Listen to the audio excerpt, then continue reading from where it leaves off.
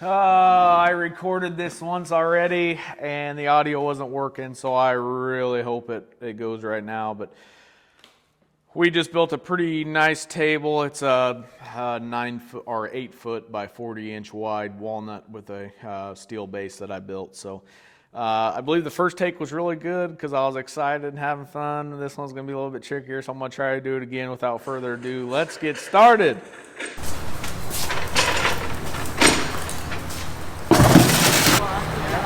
Yeah, they said you were a woodworker, and I saw that young wood piled up. Oh, yeah. Yeah. Well, nice meeting you guys. Nice meeting you. Okay, welcome to the neighborhood. Well, thank you. Appreciate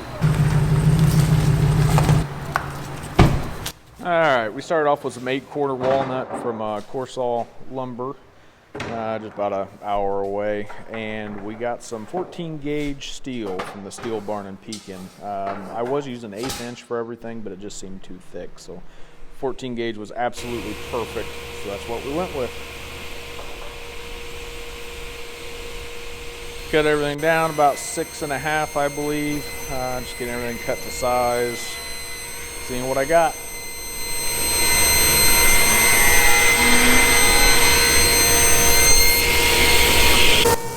Moved over to the joiner, didn't kill much here, you get the idea, just putting a good square edge on everything. Make sure everything fits tight and pretty.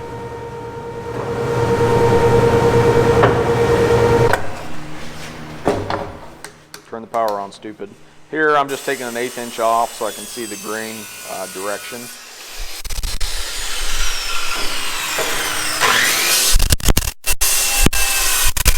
So I start marking my smiles and frowns. There's a frown, another frown. I'm just marking what they are. This next one up here is kind of non-directional. Just put an X on it. There's a frown.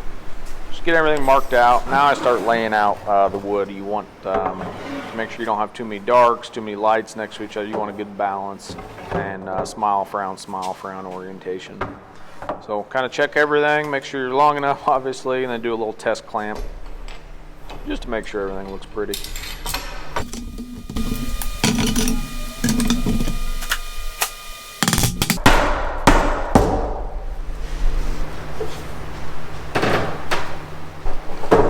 I saw some spots I didn't like, so just making sure just take your time, make sure everything laid out right. Once you get to where you know you want to be, mark everything out.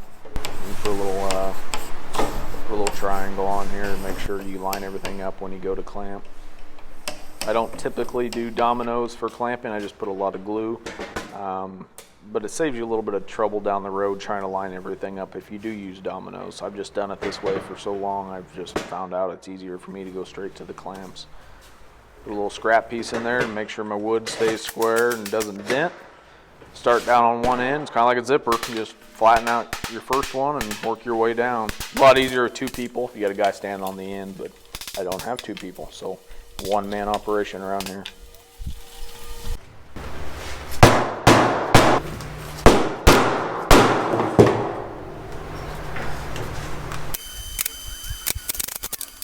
Same thing with the other half. We're going to glue up 2 halves here, just easier to work with, and obviously it'll fit through the sander. This is a Slugger cutoff saw. It is a bad boy of a saw. Clean cuts, not nearly the amount of sparks, and you're not just eating up wheels unlike a traditional grinding wheel. So this thing it's about $500, but I tell you it's worth every penny. Cutting our legs to 28.5.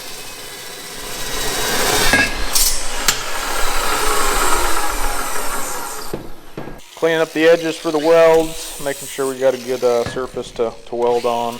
Just a flap disc wheel. And this is a Miller-Matic 211. It's been an awesome little welder.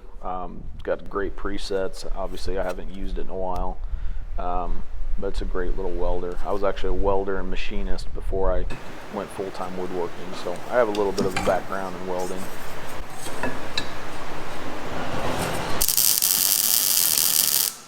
The welder kept shutting off. I couldn't figure out why. Like I said, it's been a while since I used it. Kept flipping breakers. I finally realized the extension cord I was using was just too small. It was just too long. It wasn't getting enough volts. So I end up, you'll see me in the next clip here. I'll move next to the wall and get it plugged in directly to a receptacle. I like about this Miller, it's got a panel inside here. It's so easy to read. You pretty much line up your gauge, metal, and it'll tell you exactly your voltage and your feed rate for your wire. So I got moved over. All I'm doing is tacking up, squaring up before I do any final welds.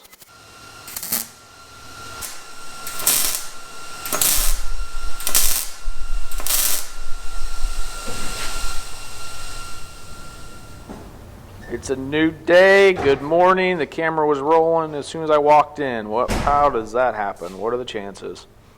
This is probably one of my best mornings I have when I know I'm pulling out of clamps. Something about sanding tabletops and seeing what they look like is a good process. Just make sure you get your glue scraped off good, because glue and wide belts do not mix very well together.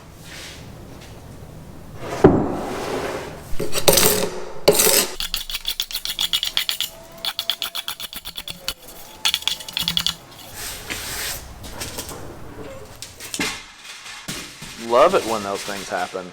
Awesome. I really hope the audio is working on this one. I can't do it again. Watch Lucy. Oh. I had a 40 grit belt that I knew it was on its last leg, and it finally blew up inside there. So we switched it out for an 80 grit. So I'll work 80 all the way down until everything's perfectly flat. Then I'll start working the grits, 80, 100, 120, 150.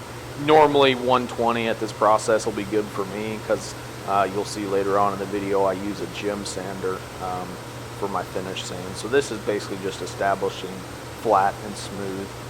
And it's a Grizzly 3-phase 17 horse wide belt sander, and it is a badass machine.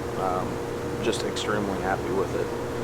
It saved more time than I can even fathom. The clamp rack held I can barely clamp like 40 and a half, so this was just a perfect fit.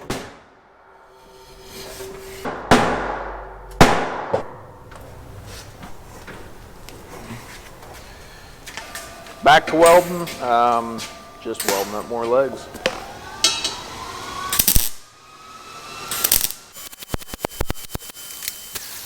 Weld, grind, weld, grind, weld, grind.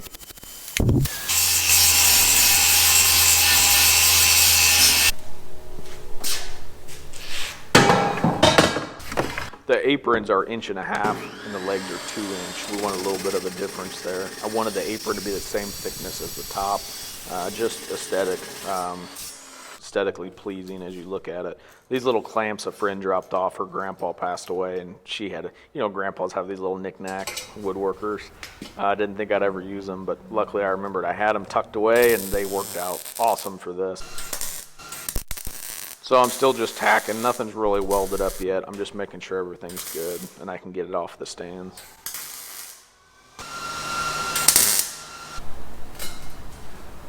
Make it known where your seams are at on your steel. All steel tubing has a seam. Just make sure your seams are either on the bottom or the inside. And if you can't hide them, just make sure they're the same. I was within 3/16 of being square, so it's time to weld her up and get her set. I welded everything except for the bottom of the apron. I didn't want to weld down there, so I welded the tops, the insides, and the outsides. Put a couple braces in there to help keep my table flat throughout time. And this is where I bought a new grinder. Benchmark these abrasive wheels. Flappy wheels are awesome for grinding and smoothing and blending, so they've been good. Good online. Check them out on Instagram. They've got a pretty good following. And here all I'm doing is I'm spending several hours just grinding, smoothing, taking my time. There were several pinholes when it was all said and done. I ended up getting some Bondo and filling them in, very small holes, but I'm more than happy with the finish we got with this table.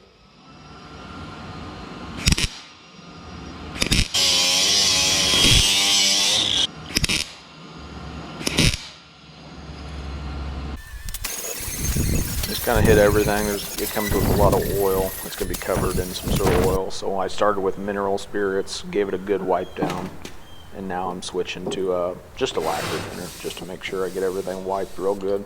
I went to Bourne Paint and picked up several bomb cans of automotive paint.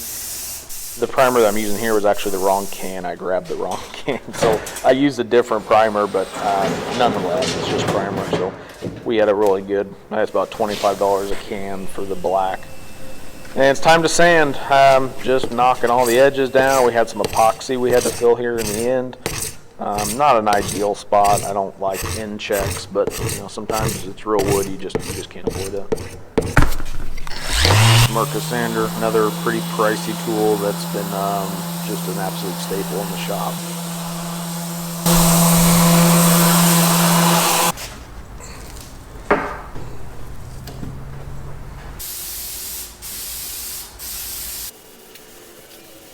And there's the automotive paint, just a flat black. Take your time, small coats. You don't want to try to have 100% coverage your first coat.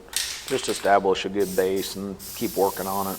I end up doing 3 coats here before I flipped it over.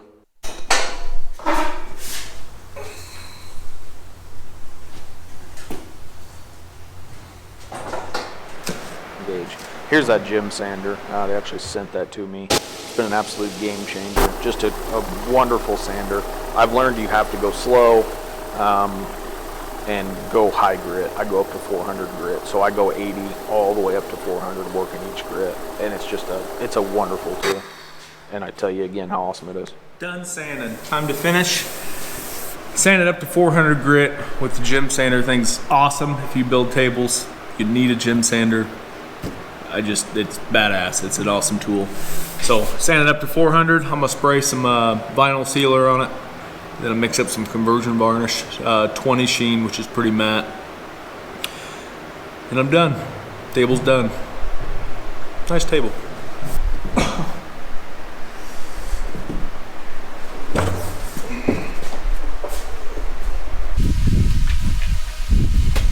I get real sick of carrying tables back and forth. Someday, not no time soon, someday, I'm gonna connect these buildings with a big building out back, and I can just wheel things all the way around. But until then, my poor back. All right, time to finish the top. Do a quick blow down, hit it with a tack rag, clean it up. This is just your seal coat. Obviously stir it, glug a bunch in your jug, and go like hell. Tack rag, get your dust off, clean it as good as you can. Spray a heavy coat. I always start on the bottom, flip it over.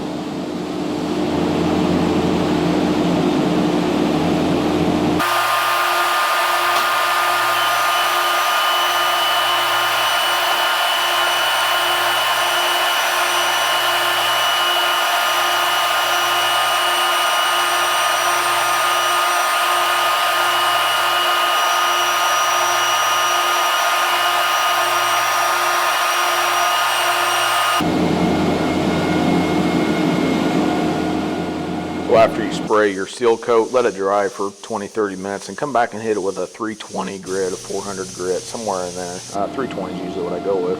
Knock it all down, smooth it out, same process, blow it off, vacuum it off, however you want to do it, and then go through with your conversion varnish and lay it on thick. You know, this stuff is like lacquer. I like to puddle it on there. I usually watch the end of the gun and make sure that stuff's just puddling as soon as it hits the table, and it'll kind of melt together and smooth out. So it's an awesome product. I really enjoy spraying conversion varnish. It's super shiny here, but you'll see it doles out to a nice 20 sheen, they call it. And we're gonna skip to delivery day because you get the point. Pretty close, 30-minute drive. Nice setup. For you guys? Yeah, I've been in there a couple times. The food's outstanding. Oh yeah. It's one of those places I never think of. Yeah, I love playing there. I was gonna take one home.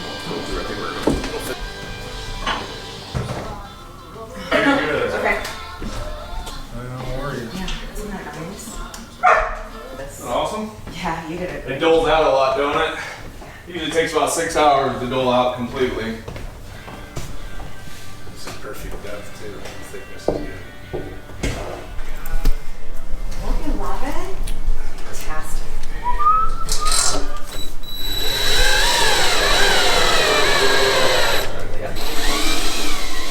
You guys.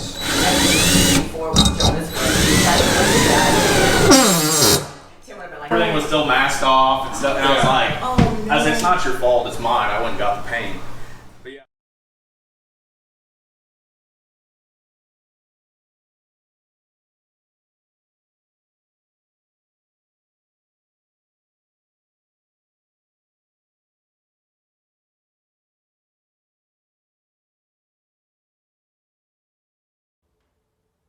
Look at that goofball. I love it.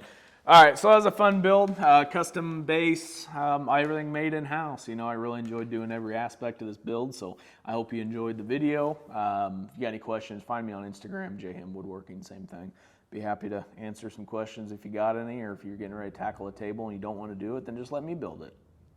See? It's easy. All right. Have fun. Appreciate it.